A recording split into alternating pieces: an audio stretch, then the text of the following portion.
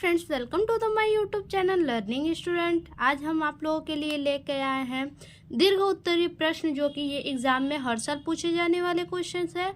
तो ध्यान से आप लोग सुनिएगा और समझिएगा। बहुत ही इजी से इजी भाषा में हम आप लोगों को समझाएंगे। तो आइए देखते हैं पहला क्वेश्चन। देखिए किस तरह से देगा। देखिए क्वेश्चन देगा, डीएनए की संरचना के वाटसन एवं क्रिक मॉडल का सचित्र वर्णन कीजिए। तो देखिए किस प्रकार लिखेंगे।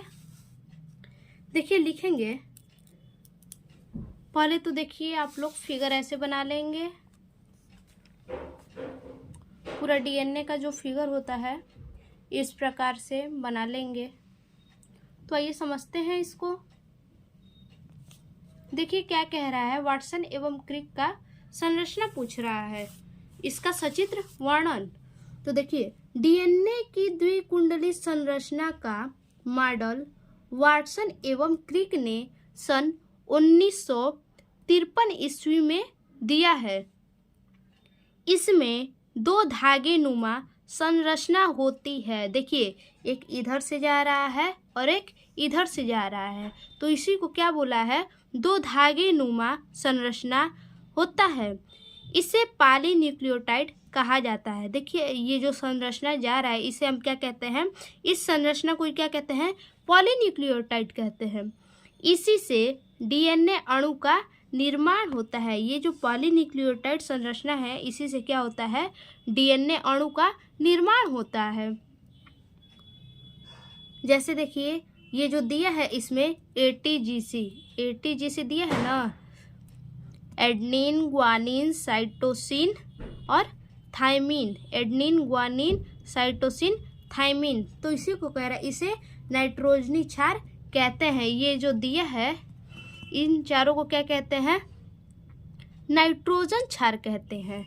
तो देखिए आगे क्या दिया है। देखिए क्या कह रहा है, प्रत्येक डीएनए अणु प्रमुख 3 घटकों से मिलकर बना होता है। देखिए जितने भी डीएनए होते हैं, डीएनए अणु होते हैं, वो कितने घटकों से मिलकर बने होते हैं, 3 घटकों से मिलकर बने होते हैं। देखिए पहला है डीऑक्सीराइबो फॉस्फेट समूह, दूसरा है और तीसरा है नाइट्रोजन क्षार। देखिए नाइट्रोजन क्षार अभी हम आप लोग को दिखाए हैं क्या है ये नाइट्रोजन क्षार। ये जो एटीजीसी जो दिया है यही नाइट्रोजन क्षार है। और देखिए फॉस्फेट समूह इसमें कौन सा है, तो ये आप लोग देख सकते हैं। देखिए इसमें जो है ये पी और एस करके दिया है, ये फॉस्फेट और शर्करा समूह है। ये फॉस्फेट और क्या है, शर्करा समूह है। और ये कहाँ होते हैं, ये जो होते हैं पॉलीन्यूक्लियोटाइड की जो संरचना होती है उसी में होते हैं। देखिए यहाँ पे दिया है ना फॉस्फेट समूह, यही इसमें होते हैं, फॉस्फेट समूह और शर्करा। आगे देखिए नाइट्रोजनी क्षार में ये 4 होते हैं। अभी हम आप लोग को बताए नाइट्रोजनी क्षार यही 4 होते हैं, एडेनिन, ग्वानिन, साइटोसिन और थायमिन। आगे देखिए डीएनए का प्रत्येक अणु 2 पॉलीन्यूक्लियोटाइड श्रृंखला का बना होता है। देखिए अभी जो आप लोग को हम बताए हैं कि ये जो दोनों है, ये दोनों धागे नुमा जो है ये क्या है, पॉलीन्यूक्लियोटाइड श्रृंखला है। इन दोनों श्रृंखला के बीच का व्यास कितना होता है, 20 एंगस्ट्रॉम। यानी इन दोनों के बीच का जो व्यास होता है कितना होता है, 20 एंगस्ट्रॉम होता है। आगे देखिए आगे क्या कह रहा है, प्रत्येक पॉलीन्यूक्लियोटाइड में, यानी ये जो न्यूक्लियोटाइड है, जो पॉलीन्यूक्लियोटाइड है, इसमें क्या होता है, फॉस्फेट तथा शर्करा समूह क्रम से जुड़े होते हैं। यानी इसमें जो आप लोग को हम दिखाए हैं अभी, देखिए ये जो देख रहे हैं फॉस्फेट और क्या है, ये शर्करा है, P+S+P+S, मतलब ये पूरा भर के इन दोनों पॉलियों में रहता है। तो इसी को कह रहे हैं क्या, फॉस्फेट तथा शर्करा समूह से ये क्या होता है, क्रमबद्ध जुड़े होते हैं। देखिए ये जुड़ा है ना एक दूसरे से, तो वही कह रहा है क्रमबद्ध जुड़े होते हैं। आगे देखिए, फॉस्फेट समूह एक तरफ की शर्करा के 5 डैश कार्बन तथा दूसरी तरफ के शर्करा के 3 डैश कार्बन जुड़ा होता है। देखिए फॉस्फेट समूह में एक तरफ का शर्करा की तरफ क्या होता है 5 डैश कार्बन और दूसरी तरफ के शर्करा में क्या होता है 3 डैश कार्बन। तो देखिए इसी को कह रहा है, देखिए यहाँ पे 3 डैश है और यहाँ पे 5 डैश है, तो ये दोनों पॉलीन्यूक्लियोटाइड पे ही होता है। आगे देखते हैं, देखिए आगे क्या कह रहा है,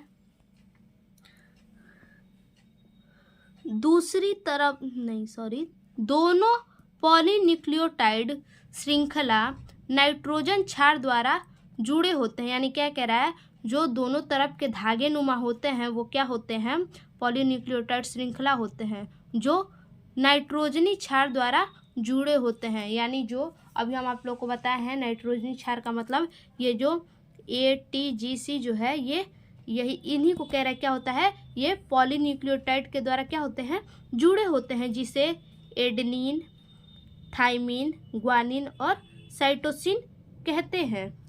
तो देखिए जिसमें एडेनिन और थाइमिन ये दोनों के बीच हाइड्रोजन का डबल बॉन्ड होता है और ग्वानिन साइटोसिन के बीच में हाइड्रोजन का ट्रिपल बॉन्ड होता है। तो देखिए वही कह रहा है यहाँ पे, जिसमें एडेनिन थाइमिन से द्विबंध द्वारा तथा ग्वानिन साइटोसिन से त्रिबंध से जुड़ा होता है।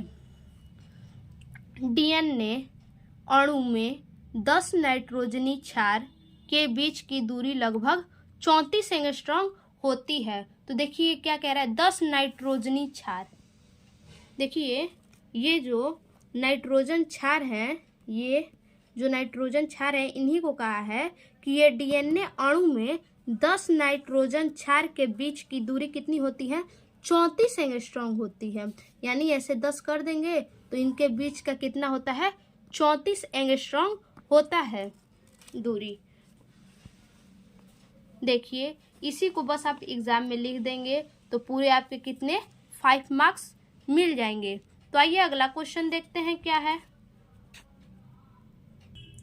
देखिए अगला क्वेश्चन है मानव में लिंग निर्धारण, यानी मानव में लिंग निर्धारण किस प्रकार से होता है। तो आइए देखते हैं।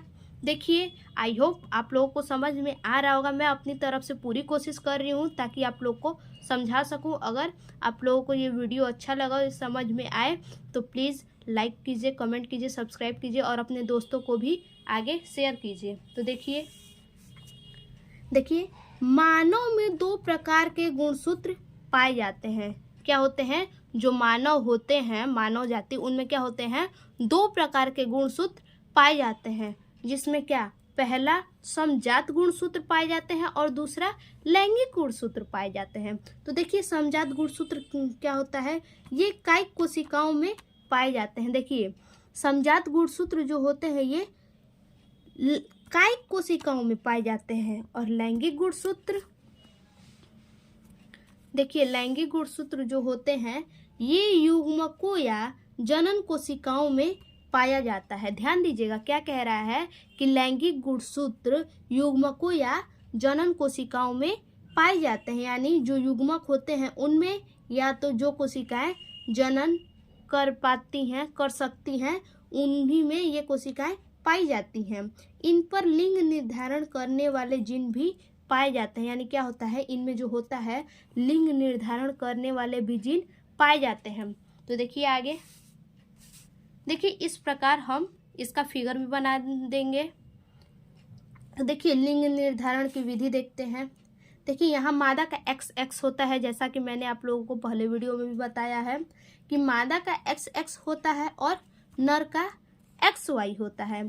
तो देखिए मादा का जो XX होता है इसको तो हम पहले 2 भाग में डिवाइड कर लेंगे और उसके बाद जो नर का XY होता है लिंग निर्धारण, उसको भी क्या हम 2 भागों में डिवाइड कर लेंगे। अब इसके बाद इन चारों में क्या करेंगे, लिंग निर्धारण दिखाएंगे कि कैसे लिंग निर्धारण किया जाता है। तो देखिए मादा का यहाँ पे x है और यहाँ भी x, यहाँ नर का x है और यहाँ पे नर का y है। तो देखिए मादा से एक x लेंगे और नर से भी अगर एक x लेंगे तो यहाँ पे क्या होगा, लड़की उत्पन्न होगी, यानी महिला जाति की वो होगी।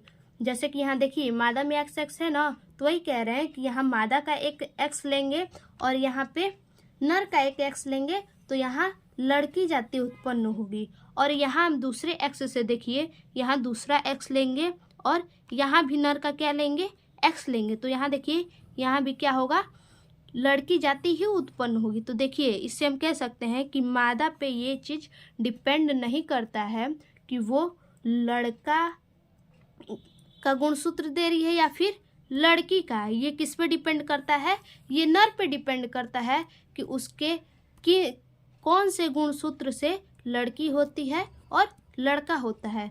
क्योंकि मादा में तो केवल XX होता है, तो ये तो केवल महिला ही है तो ये X ही दे सकती है, और पुरुष में XY दोनों होते हैं तो इनके ऊपर आधारित होता है कि ये अपना X गुणसूत्र दे रहे हैं या फिर Y गुणसूत्र दे रहे हैं। तो देखिए दूसरे X को यहाँ पे लेंगे और इनका नर का भी क्या करेंगे, दूसरे X को, पहले X को यहाँ पे लेंगे तो यहाँ भी लड़की जाति उत्पन्न हुई। अब देखिए इसका जो मादा का पहला X है, इस X से नर के Y को यहाँ पे से क्रिया करवाएंगे तो यहाँ क्या होगा, XY, यहाँ मतलब क्या उत्पन्न होगा, यहाँ पूरी तरह से लड़का उत्पन्न होगा। और देखिए फिर इसी X को यानी दूसरे X को नर के Y से यहाँ पे करवाया जाए तो क्या होगा, यहाँ पे XY, यानी यहाँ पे भी क्या, लड़का उत्पन्न होने का पूरा चांस है क्योंकि Y लड़के में ही होता है। तो आगे देखिए, चाहे तो आप इसका स्क्रीनशॉट भी ले सकते हैं। तो देखिए आगे, देखिए आगे क्या कह रहा है, स्त्री तथा नर में 23 जोड़ी गुणसूत्र पाए जाते हैं। देखिए ये तो मैंने पहले भी आप लोगों को बताया है कि पुरुष हो या स्त्री हो उनमें 23 जोड़ी गुणसूत्र पाए ही जाते हैं, 23 क्रोमोसोम पाए ही जाते हैं, यानी टोटल कितने, 46। नर में 23वां जोड़ा गुणसूत्र XY होता है। देखिए यानी नर में जो 23वां जोड़ा गुणसूत्र होता है वही निर्धारित करता है वो क्या, कौन सा लिंग है। तो वही कह रहे हैं कि नर में 23वां जोड़ा गुणसूत्र XY होता है तथा मादा में भी 23वां गुणसूत्र क्या होता है, XX पाया जाता है।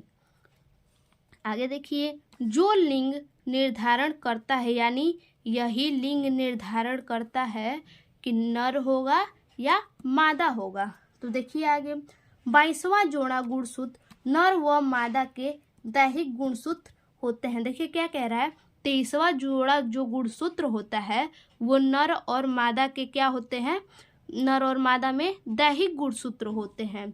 स्त्री में XX गुणसूत्र होने के कारण इन्हें समयुग्मकी लिंग कहा जाता है। यानी क्या कह रहा है कि स्त्री में, देखिए बार बार आप लोगों को बता रहे हैं कि स्त्री में क्या होता है, XX गुणसूत्र पाए जाते हैं, तो इसी के कारण वो क्या होती हैं, समयुग्मकी लिंग कहा जाता है उन्हें। तथा नर में XY गुणसूत्र होते हैं, इन्हीं के कारण इन्हें क्या कहा जाता है, विषम युग्मकी। यानी देखिए सम, ऐसे ही समझ में आ रहा, सम युग्मकी यानी सम मतलब समान। तो देखिए XX दोनों एक ही हैं तो इसी को क्या कहा है, सम युग्मकी। और विषम मतलब भिन्न भिन्न, यहाँ XY है तो भिन्न भिन्न है, इसी को कह रहा है कि नर में गुणसूत्र होने के कारण इन्हें विषम युग्मकी लिंग कहते हैं। नर का Y गुणसूत्र तथा मादा का X गुणसूत्र मिलकर नर लिंग का निर्माण करते हैं। तो देखिए अभी हम आप लोग को फिगर के माध्यम से समझाए हैं कि क्या चीज़, नर का Y गुणसूत्र और मादा का X गुणसूत्र मिलकर क्या करते हैं, नर लिंग का निर्माण करते हैं। तथा पुरुष यानी क्या कह रहा है कि तथा नर का एक्स और मादा का एक्स मिलकर क्या करते हैं, लड़की का लिंग का निर्माण करते हैं। तो वही कह रहे हैं यहाँ पे, देखिए सेम वही चीज है। नर का वाई गुणसूत्र तथा मादा का एक्स गुणसूत्र मिलकर नर लिंग का निर्माण करते हैं तथा पुरुष का एक्स गुणसूत्र तथा मादा का एक्स गुणसूत्र मिलकर मादा लिंग का निर्माण होता है। यानी अतः अंडाणु का समावेश शुक्राणु x प्लस वाई के साथ होता है। देखिए अंडाणु में x x होता है और शुक्राणु में क्या होता है, एक्स वाई। देखिए अंडाणु में क्या कह रहा है, अंडाणु में एक्स एक्स होता है और शुक्राणु में होता है एक्स और वाई। तो यही कह रहा है, इसका एक एक्स और इसका वाई, ये दोनों मिलके क्या करते हैं, लड़का लिंग का निर्माण करते हैं। और यही जो एक्स है और इसका एक्स ले लेंगे तो ये क्या करेंगे, लड़की लिंग का निर्माण करेंगे। तो देखिए वही कह रहा है कि x प्लस वाई के साथ होता है तो पुत्र नर संतान पैदा होता है और शुक्राणु का समावेश अंडाणु एक्स एक्स, यानी देखिए क्या कह रहा है, शुक्राणु का समावेश अंडाणु एक्स एक्स के साथ होता है। यानी शुक्राणु का एक्स ये और एक्स ये। तो वही कह रहा है कि एक्स एक्स के साथ होता है तो पुत्री मादा संतान पैदा होगी। धन्यवाद दोस्तों, तब तक के लिए फिर से मिलेंगे एक अगले वीडियो में।